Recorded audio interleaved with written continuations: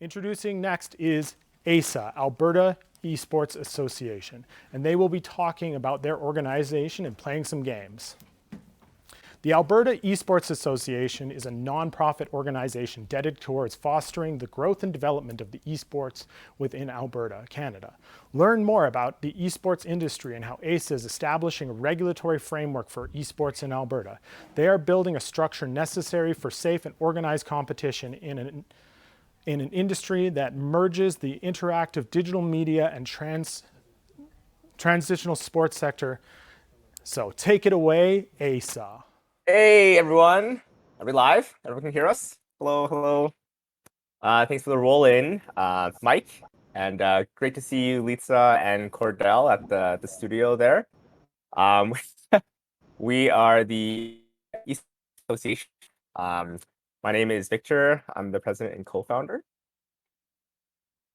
Kristen, I'm the Health and Wellness Executive. And I'm Tina, and I am the PR executive at AESA. Awesome. And we've been partnering with Extra Life Edmonton for quite some time. So we may be a familiar face to some of you, but we may be a new face to others. And so to introduce ourselves a little bit, the Alberta Esports Association is a nonprofit organization here dedicated to fostering and growing the, fostering the growth and development of esports within Alberta. We are a nonprofit that incorporated in the middle of the pandemic in 2020 during the summer. And we've been working closely with partners like Extra Life Edmonton, as well as so many of our sponsors and supporters and communities to really shape this infrastructure and network within our province so we can grow esports sustainably and holistically. So a little bit of insight for ourselves. Myself and my co-founder, Brad Jones, who's down in Calgary. So unfortunately, originally he was supposed to join us for this panel, but he wasn't able to make it because he's down in Calgary and he's helping out Extra Life Calgary. But if you can imagine, Brad's like this guy with crazy orange hair and a big beard.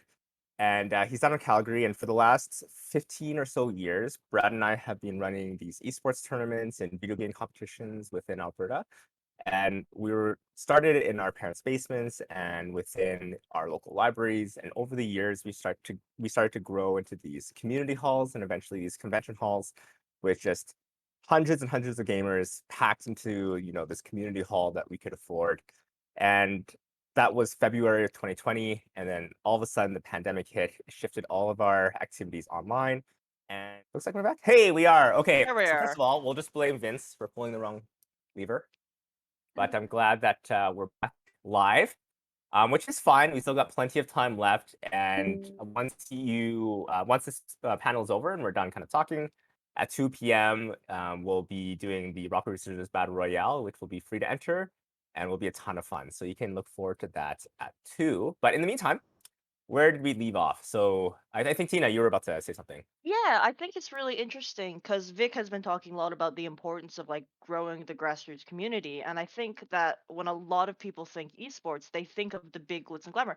The League of Legends World Championship was just the finals was just this morning. I'm not going to spoil it. But I think it's really important that before that, a lot of there is so much structure underneath that, and that isn't just the production and all of those teams, but there's also the regional leagues under that and the communities that build these people to have interest in the first place.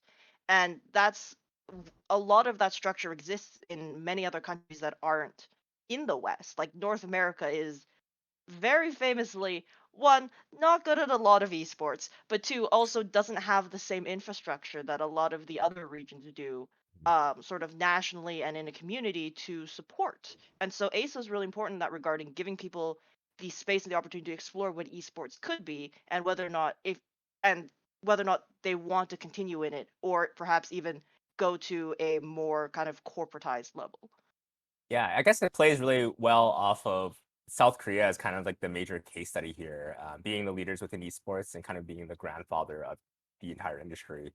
I'm remembering back to the mid 2000s when I was watching Brood War and just seeing StarCraft on TV, and you start to see these players getting sponsored and getting these stadiums that start to get filled, and there's kind of organic growth there from what was once this organic grassroots community, and a lot of it towards the Korean Esports Association that was grassroots led and eventually and developed kind of the infrastructure that was needed for the community there to actually grow to the level that it did. And then eventually it actually ended up becoming a part of the government in South Korea. It was absorbed by the Ministry of Tourism and became directly entrenched into their government.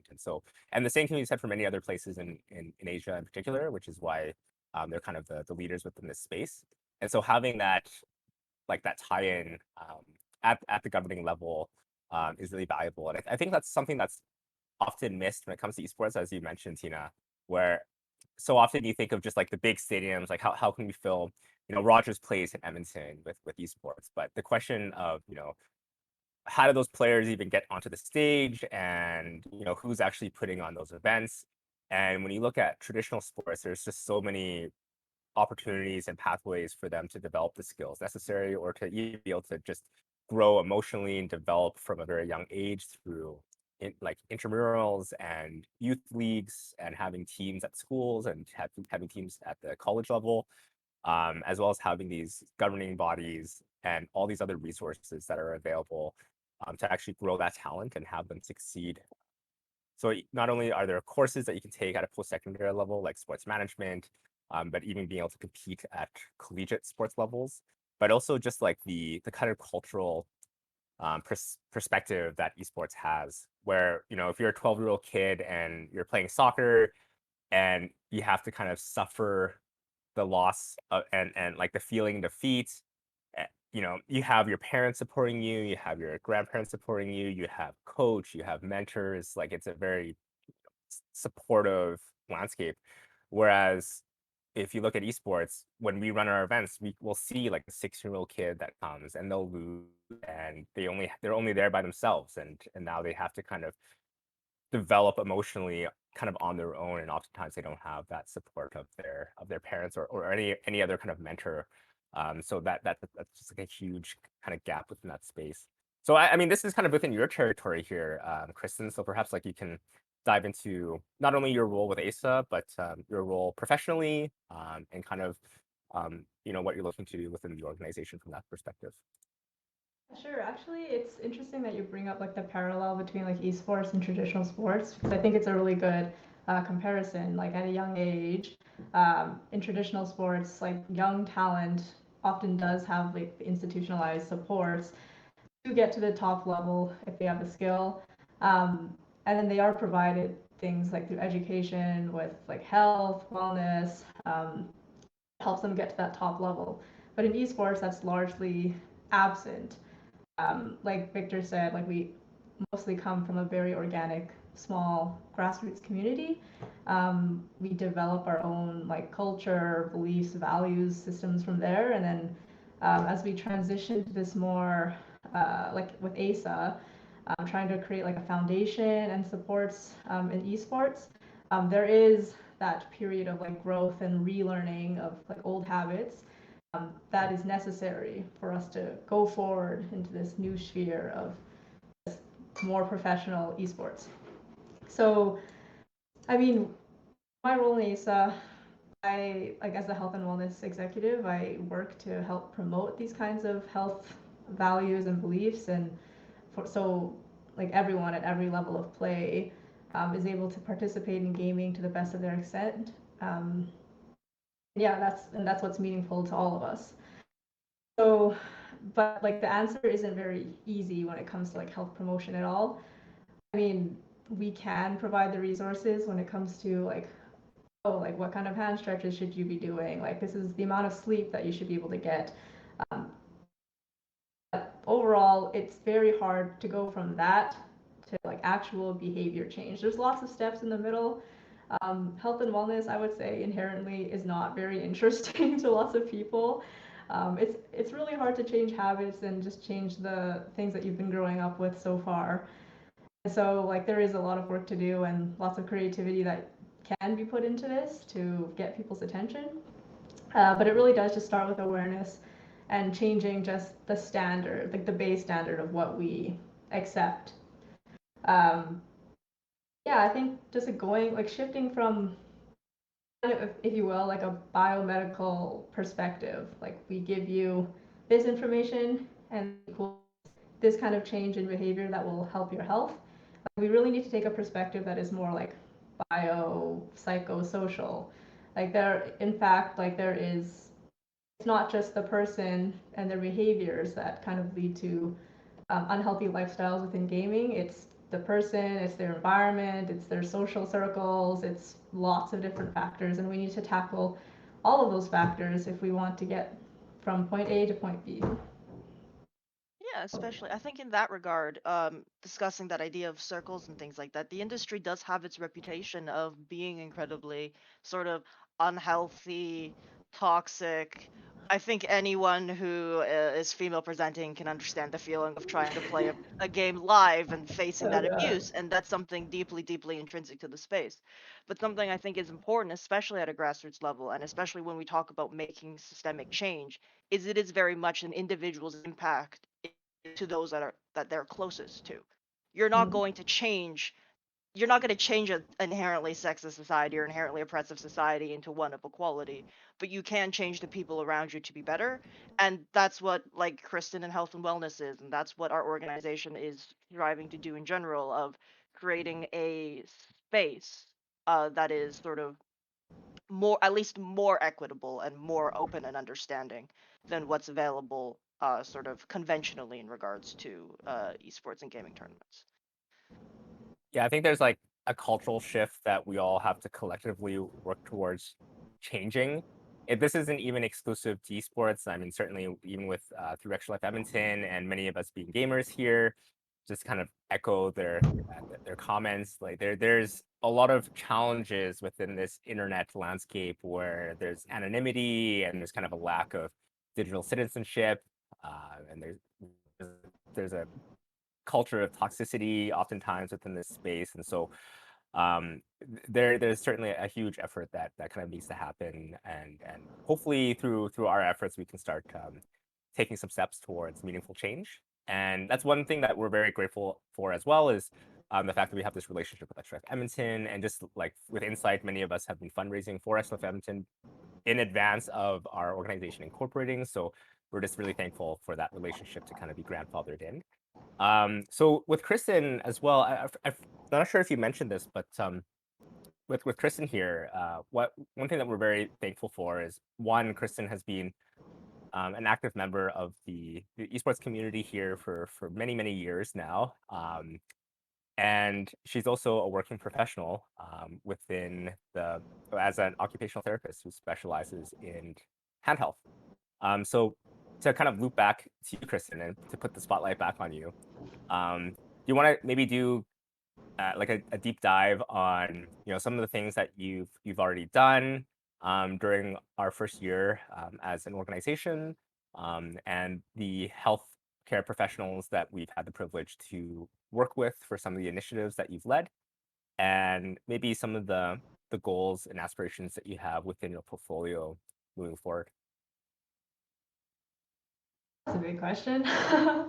Well, professionally, as Victor said, I am an occupational therapist, so not many people are familiar with what that profession even is. Like, most people just call me a physical therapist, which I resent. But occupational therapy really just takes a look at people's like occupations, not in terms of like just their work life, but like occupation meaning like anything that you're kind of doing in your daily life. So any kind of activities of daily living.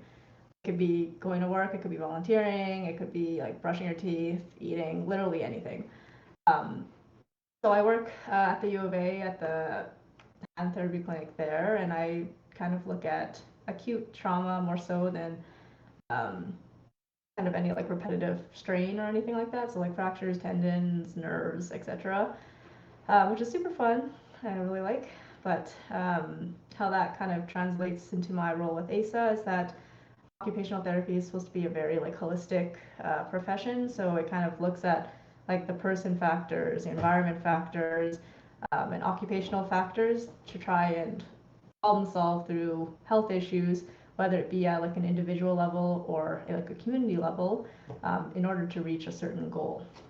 So I am specialized in hand therapy, but I'm not specialized in other fields. Therefore, we partner up with different professionals who are interested in esports in order to deliver the best kind of information that we can give and the most helpful. So right off the bat, I think of Matt and Alex from Mind Buffs, like my two favorite psychologists. They were probably, I think, our first health and wellness partners.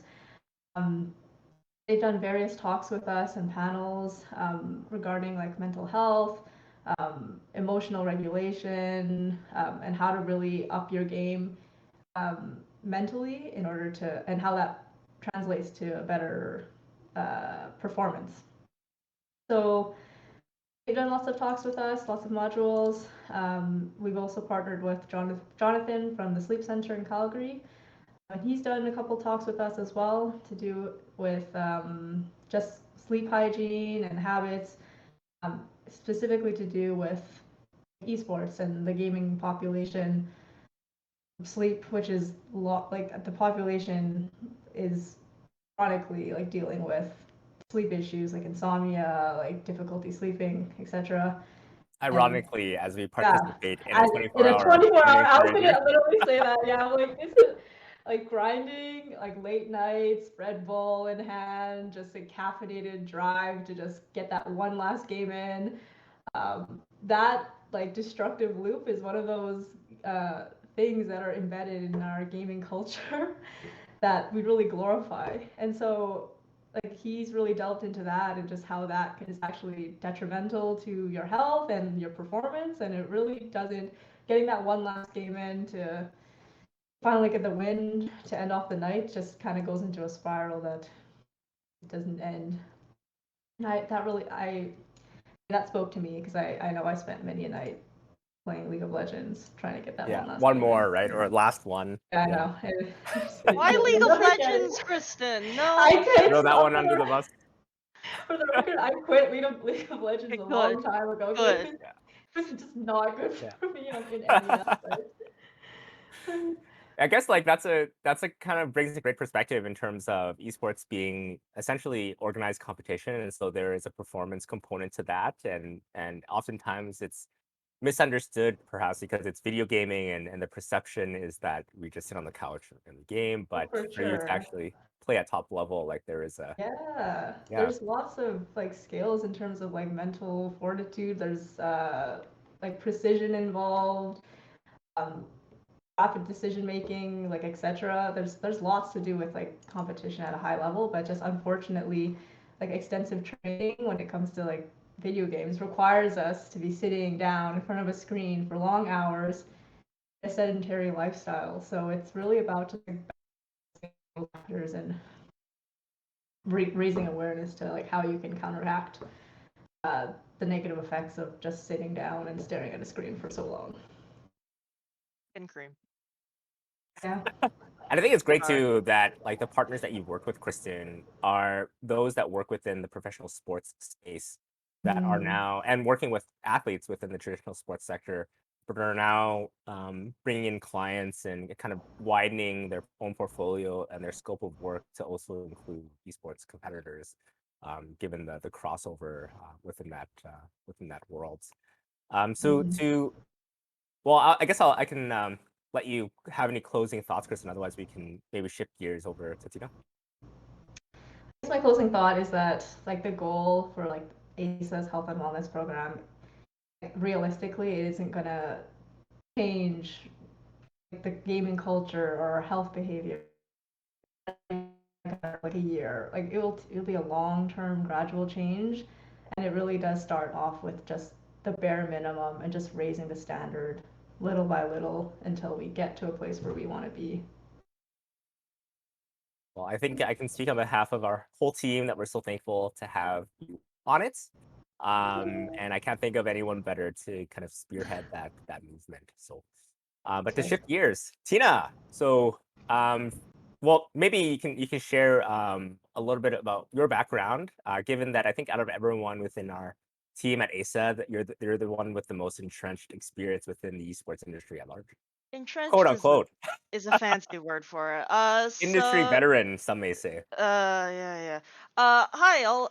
So I am currently the social media strategist over at Panda Global, which is the fighting game organization. So specifically for them, I just do a lot of the analytics and figuring out ways to sort of maximize how we tweet better and how we sell more things. But before that, I've actually was very fortunate to be working in social media for a few years now. Predominantly with the G2 Esports in 2019 and T1 in around 2020. So with in that regard, I have a little bit of experience on the community management side, working for some very large international organizations, which I'm very grateful for. But I won't pretend I have any business experience or anything like that. A lot of my work has been very community oriented. I'm also currently studying sort of digital humanities and anthropology, sort of focusing on the social aspects and how like the community of esports and the values behind it. Oh, do you want me to keep talking, Vic? Yeah, Sorry. no, go for But it. Yeah, the floor is yours. yeah, for sure. So at least a lot of my goal is outside of providing insight of like my experiences as someone who's kind of worked with some of the bigger organizations is mostly PR and managing social media. A lot of it is very much about crafting the voice and what we want to share and what we want to be perceived as, I suppose, by the greater public, specifically, not just the fellow gamers in the gaming community at large here in Alberta, but also to sponsors and to the non-endemic or the people who aren't native to this space and trying to convince them why there's value in esports, which is honestly quite interesting because I think when most people think of gaming and think of esports, there is a fairly justified image of a very juvenile waste of time. And especially when you don't know what esports is. And even then, it's very hard to sort of explore the idea of, "No, yeah, that 21-year-old from Croatia made $5 million and he plays video games in LA for $5 million. That's a thing. And so the sort of idea and like the idea of esports, especially the big esports, is very, very inflated in the value that it often presents. And so when we talk with sponsors and things like that, part of it is managing their expectations, and part of it is still trying to convince them at a grassroots why it's still worth it. Because there is such a divide between public perception, both overly positive and overly negative, and what we really do offer, which is ultimately like any grassroots community building initiative, which is an opportunity for unity, right? An opportunity to create something to some extent arguably progressive in this sort of space locally. Yeah, and it's great that you kind of bring that up. That's one thing that we've seen organization, the fact that we've tried to reach out to supporters, and oftentimes they'll learn of esports like very recently because it's starting to kind of enter the mainstream with those multi-million-dollar figures that are popping up on the news. And so for many folks, they want to get a piece of that pie. And so one of the most common questions that we'll get asked is, oh, why are we a nonprofit? Why wouldn't we be a for-profit business and try to, capitalize on the space? And we've actually been told even by investors of just, if you were for profit, I would have invested in you, or that it was a mistake to be a nonprofit. And I think one of the biggest challenges that they'll oftentimes, or that we oftentimes face, is that they actually don't really understand the space. And esports may come across as like a product or a service has this price tag tied to it, and it's a global billion-dollar industry, and it's really enticing as like as a potential revenue generator, especially with how nascent it is. But it oftentimes is failed or folks will fail to kind of recognize that it's organized competition, and it's more aligned with a traditional sport where, Hockey Alberta exists for a reason, and Hockey Canada exists for a reason, and so we're looking to kind of fulfill that role here. Did you want to have anything to chime in there, Gina? Yeah, it's an interesting space to argue, especially in esports, and I think even one could argue with traditional sports. I will try not to go too philosophical, as my colleagues do know. I tend to do that, but there is a genuine discussion and argument in a lot of these spaces of if we are competition or if we are entertainment, because ultimately our values will align very differently. Something like the Olympics, of course, is pure competition. There's barely any advertising outside of broadcasters and things like that. It is purely about the celebration of human physical ability. Conversely, you think about reality TV, that's ultimately just entertainment.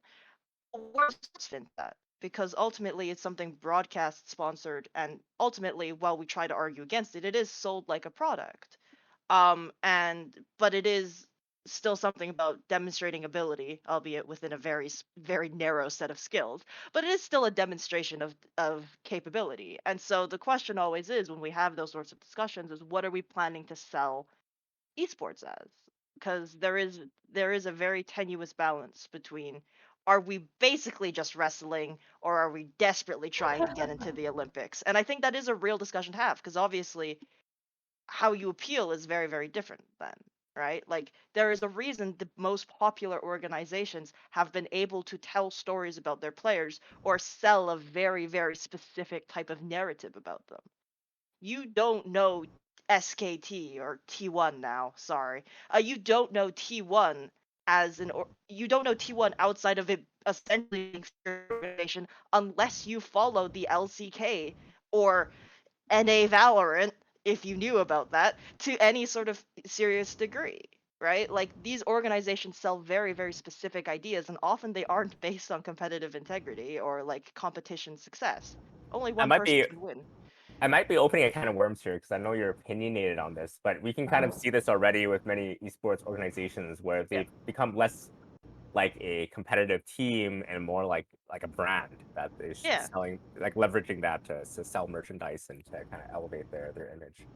And I think that is a big thing that is seen or expected in the perception of like competitive gaming and stuff like that. The big organizations that initially started in North America, which were, if anyone is familiar, predominantly Optic and FaZe, um, FaZe has predominantly moved to be a content creator organization now. They have their competitive teams. If anyone follows that organization, you know they have competitive players.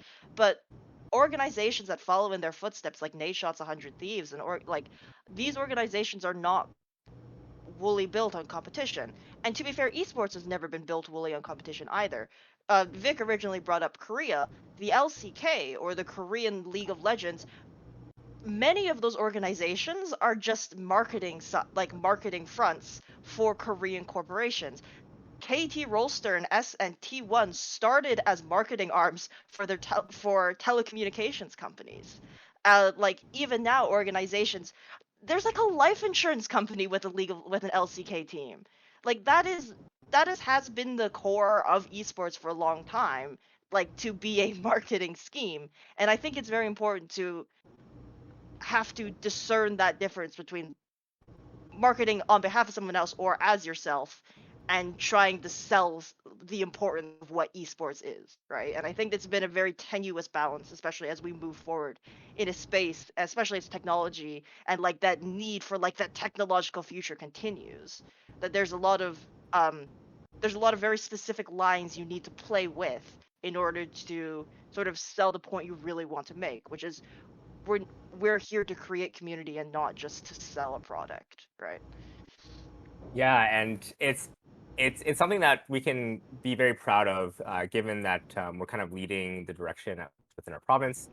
So we're able to kind of shape the direction that we take this. And one of the lines that we always like to kind of use as an organization is, if esports is to happen in Alberta, we want to make sure that it happens the right way.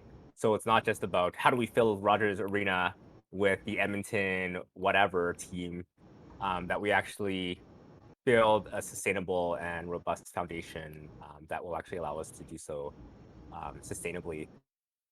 This is a great segue into some of the things that we've had the privilege to do as an organization over our first inaugural year. And so, kind of looking at like the sustainability approach here, one thing that was very clear to us over, at least for myself and Brad, when we were doing these esports tournaments for the last decade and a half, was that these were all volunteer driven. It was completely community sourced. We would book a community hall and 800 people would show up, and all these different communities across Alberta would be participating, and we'd have just so many volunteers, and people would bring their own equipment that we would then share, and it was just this very organic grassroots movement that we were able to be a part of and to facilitate. But obviously there was a capacity issue, particularly before the pandemic, where demand was exceeding the capacities of our volunteer efforts, and just kind of the even within the budget that we had, which was just like out of our pocket. And so luckily for us, we've had the support of some really amazing sponsors that have believed in our vision and are willing to invest in us by extension investing into the esports industry within the province. So in particular with the gaming stadium, TELUS, Field Law, and Red Bull being kind of some core sponsors that have been supporting us for our first year. And in particular with TELUS and Red Bull, they've actually been supporting us even before we incorporated.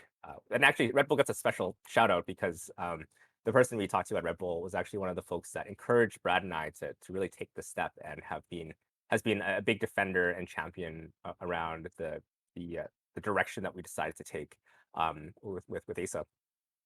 So part, I guess the if we're able to fill those stadiums and we're able to enter that international landscape, it's kind of a means to an end. And I think for us the end is just to be able to have this welcoming environment within Alberta that people can just go and play games, and potentially for many be able to do that as their career, right? And to us, that's kind of how we would see success. And one thing that we're very proud of over this last year is because we've been able to do these events with the support of many of our sponsors, as well as the sponsors that supported the events on an event-to-event basis, we've been able to actually pay people for the first time instead of having to rely completely on volunteers. We were finally able to pay people for their time.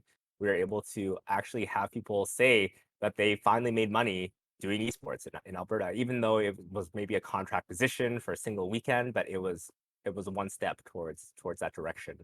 And likewise, we're very fortunate to have partnering post-secondary institutions like Mount Royal University that have brought on an esports academic program, and Alberta's first ever accredited academic program. And we're seeing other post-secondaries across the province start to integrate esports, and or at the very least, the interactive digital media sector at large into their programming, so students can start to develop the skills needed, whether it's game development or VR, AR, or if it's esports, but really just anything within the video game sector.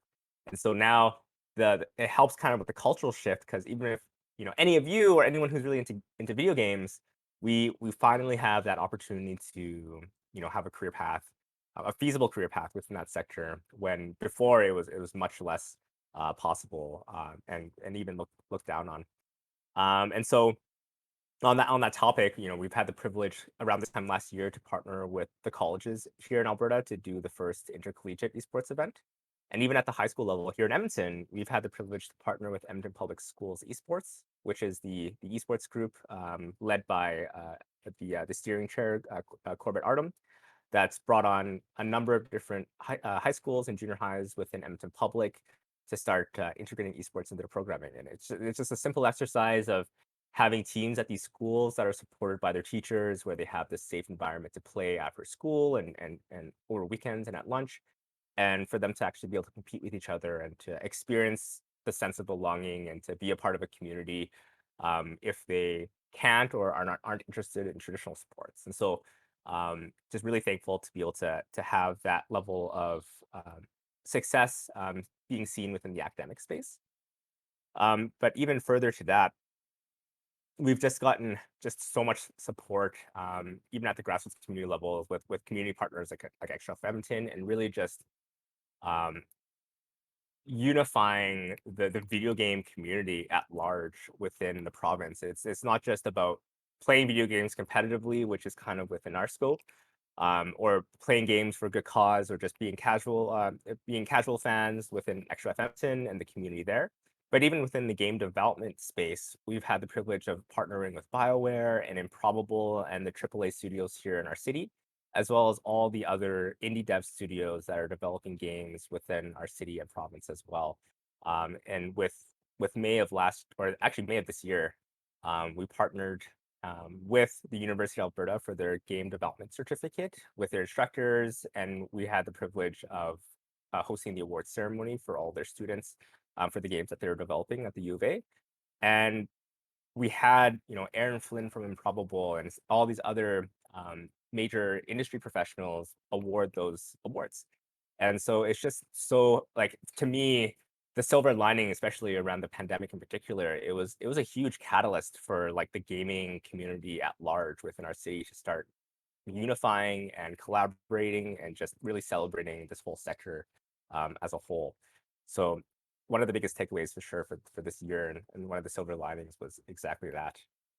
Anyways, Yeah, I yeah, think an gotcha. important path, like especially here, like the important path to legitimacy is like giving people the awareness that this space exists and to legitimize the labor behind it. Esports especially, and hell, even gaming, has very much that reputation for exploiting passion, exploiting the young, and exploiting people in order to just terrible work conditions or people working for the love of the community or like for the love of this game or the love of the sport rather than paying them and compensating them fairly. And so the first step in legitimacy, not just of the industry, well, as an industry of the whole, of course, is the legitimacy of the labor behind it by paying them and making sure that people are being paid and treated well. But the other half of that is that awareness of letting people know that this is a space that exists. BioWare has been here for a long time now, and it is it is a very big company. And I think, like, it's like even with esports as well, it's like kids are kids, and generally people don't know something is there unless you put it in front of them and let them actually use it.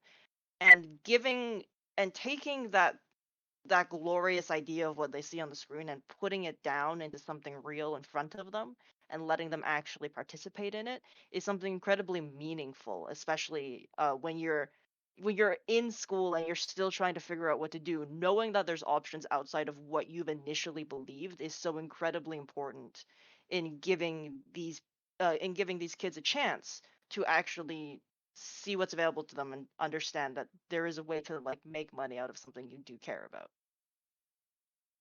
Yeah, absolutely. And even just within the three of us, and frankly within our team, I mean, esports is emerging and nascent, and so we're trying to cultivate this landscape that's actually conducive to our community to actually have potential career paths within this space.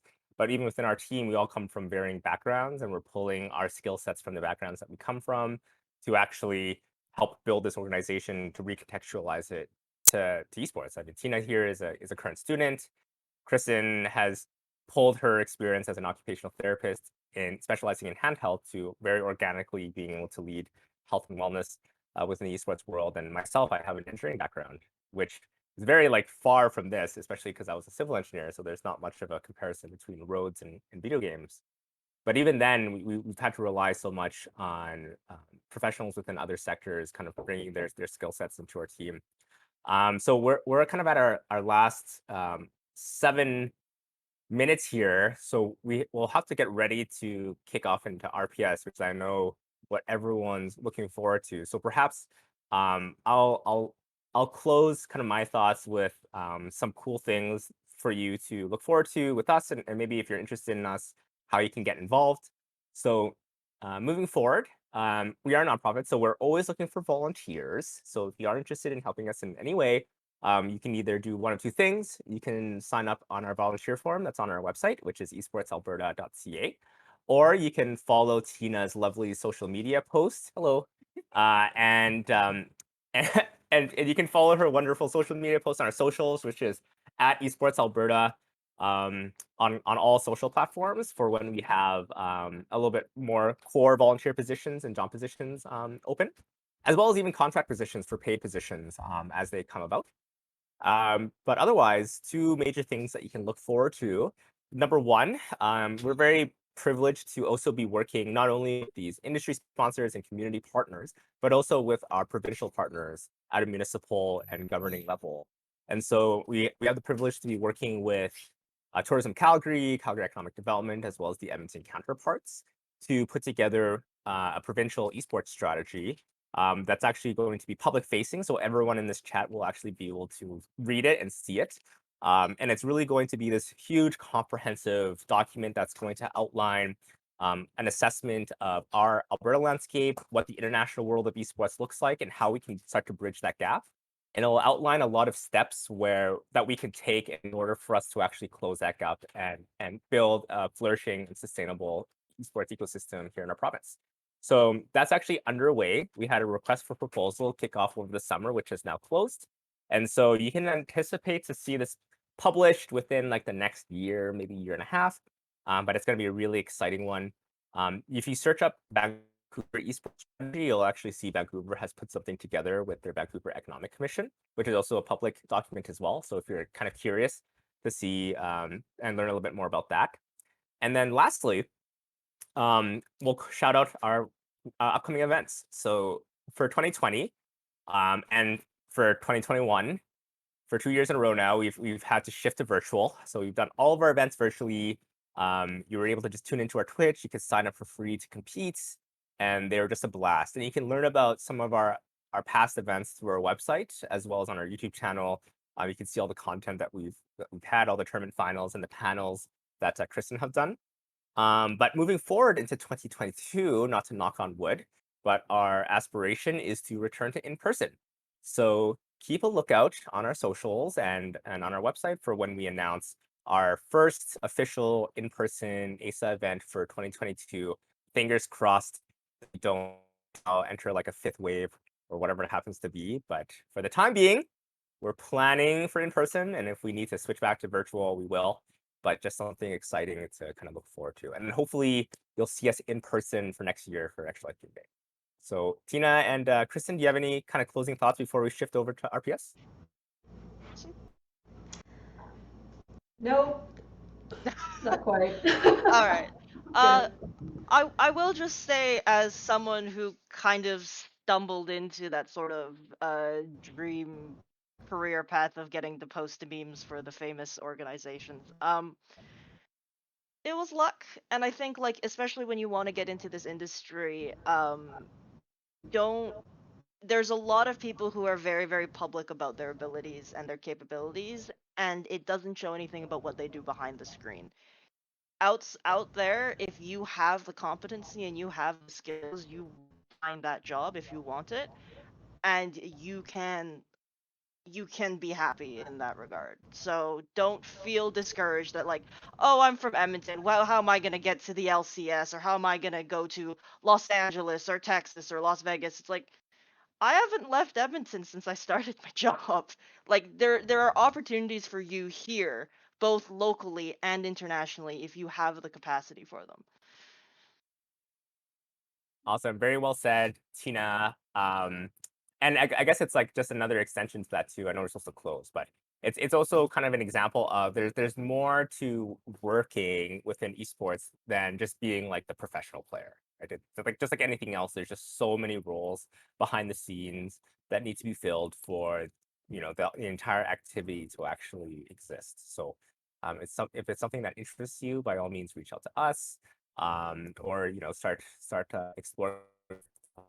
So with that being said, there's only 2 minutes left, so we'll take this time to wrap up. This will be the last you'll see of Tina and Kristen for today. Otherwise, you'll continue to hear my voice.